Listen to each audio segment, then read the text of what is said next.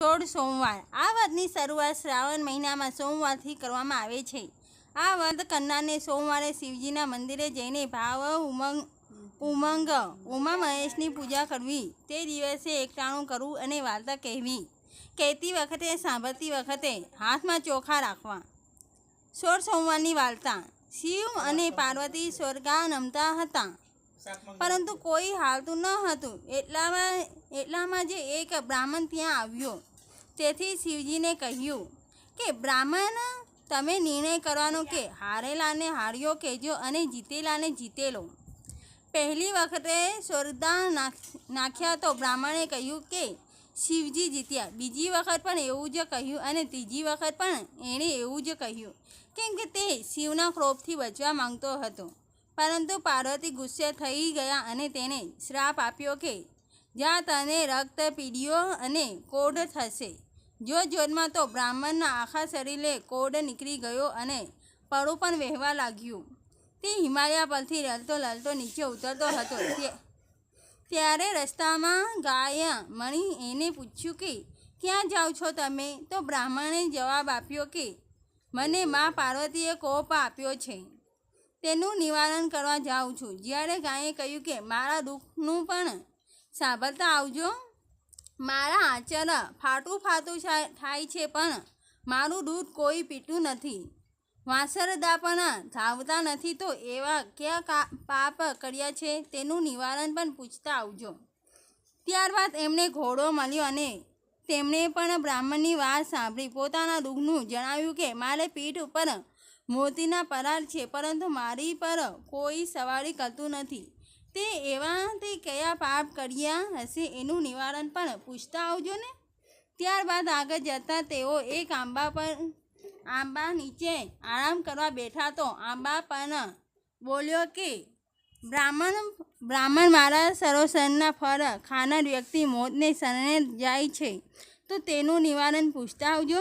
જ્યારે તેઓ તળાવે પાણી પીવા ગયા ત્યારે મગર પણ આવ્યા અને કહેવા લાગ્યા કે મારા રૂબે બળતરા થાય છે, પાણીમાં રહું કે બહાર બળતરા તો ઓછી થતી જ નથી, તો મારા પાપનું પણ નિવારણ પૂછતા આવજો। શરીરે પડું નીતરતું હતું અને બ્રાહ્મણ ઘોર જંગલમાં જઈ એક પર ઊભો રહી તપસ્યા કરવા લાગ્યો। કોઈ પણ ખાધા કે પીધા વિના શિવજીના જાપ કરવા લાગ્યો। ભગવાન શિવ એના ઘોર તપ પર પ્રસન્ન થઈને બોલ્યા કે માંગ, જે જોઈએ એ આપું।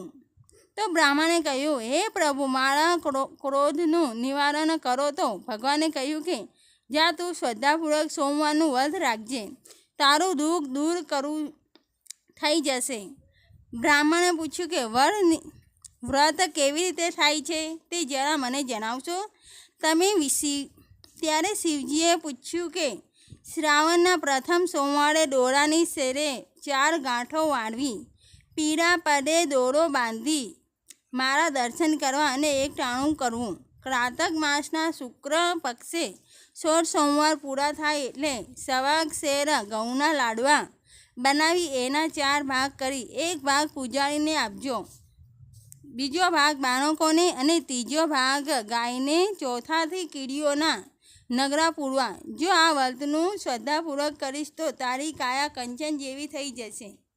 ત્યારબાદ બ્રાહ્મણે રસ્તામાં મળેલ ગાય, ઘોડો, તળાવ, આંબો, મગર વગેરેનું દુઃખ વિશે જણાવ્યું અને તેઓના દુઃખના આ નિવારણ વિશે પૂછ્યું તો ભગવાને કહ્યું, હે બ્રાહ્મણ, જે ગાય તને મળી હતી તે ગયા જન્મમાં સ્ત્રી હતી, એને ધાવતા છોકરા છોડ્યા હતા, જેથી આ જન્મને તેનું દૂધ કોઈ પીતું નથી।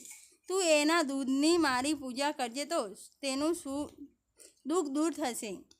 ત્યારબાદ શિવે ઘોડા વિશે જણાવતા કહ્યું કે ગયા જન્મમાં એક વણિક હતો, એણે ગયા જન્મમાં ઘણા લોકો છેતરીને લૂંટ્યા જતા, જેથી આ જન્મમાં તેની આવી હાલત થઈ છે। તું મારું નામ લઈ એની પર સવારી કરજે, એ તો તેનું દુઃખ દૂર થઈ જશે। ત્યારબાદ શિવે આંબાનું દુઃખનું નિવારણ કરતાં કહ્યું કે ગયા જન્મમાં એક કપટી કંજૂસ હતો અને એને સાચાનું ખોટું અને ખોટાનું સાચું કરી ધન ભેગું કર્યું હતું, તેથી તે આવી હાલત હતી। તું એના નીચે ખાડો ખોદી તો તને ધનના ઘડા મળશે, તેનાથી તું પરબ બાંધજે અને ગરીબોને દાન કરજે, તો એના ફળ અમૃત જેવા થઈ જશે. મગર વિશે પણ જણાવ્યું તે ગયા જન્મમાં એક બ્રાહ્મણ હતો અને તે ખૂબ જ વિદ્વાન હતો, પણ એને કોઈની વિદ્યાનું દાન કર્યું નહીં, તેથી એના રૂબે રૂબે બળતરા થાય છે. તો બીલીપત્રને લઈ એની આંખોને અડાવીને એને પ્રસાદ આપજે, તો એની બળતરા શાંત થઈ જશે. બ્રાહ્મણે પાછા ફરતી વખતે બધાના પાપનું નિવારણ કર્યું. જે રીતે શિવજીએ કહ્યું હતું તે જ રીતે કર્યું, તો તે બધાને તેનાથી મુક્તિ મળી ગઈ અને શિવજીના કહ્યા પ્રમાણે એને 16 સોમવારનું વ્રત કર્યું, તો તેનું દુઃખ પણ દૂર થઈ ગયું અને એની કાયા કંચન જેવી થઈ ગઈ. આ રીતે સોમવાર કરવાનું વ્રત કરવાથી દરેકની મનોકામના પૂર્ણ થાય છે અને ભગવાન શિવ સદાય એમની પર કૃપા દયાન થાય છે.